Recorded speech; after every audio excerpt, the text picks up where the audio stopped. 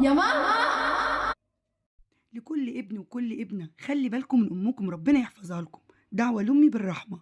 ده مستنيك عشان نتغدى مع بعض. لا، ما انا النهارده يا ماما معلش هتاخر ساعتين فوق الوقت بتاعي، بس هكون مع صحابي للاسف. لا أقول لك اقعدي معايا، عايزة أتغدى، عايزة حد يسمعني، عايزة حد يتكلم معايا. أنا تعبانة.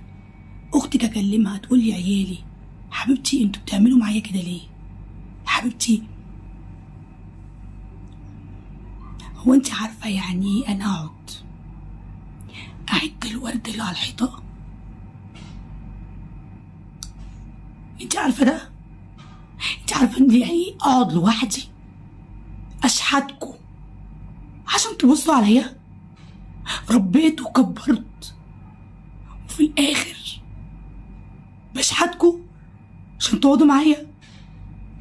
انا بقعد ابص للتلفزيون معرفش ابص على حاجة، اقعد افكر فيكوا وانتوا معايا، اقعد ابص للحيطة، ابص على الورد، اعد كل وردة في الحيطة واقعد اعلمها بعلامة وانتوا بعيد عني مش حاسين بيا.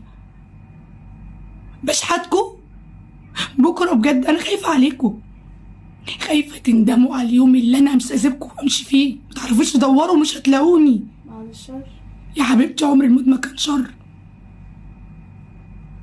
الشر اللي احنا فيه ده انتوا مش حاسين بيا بجد.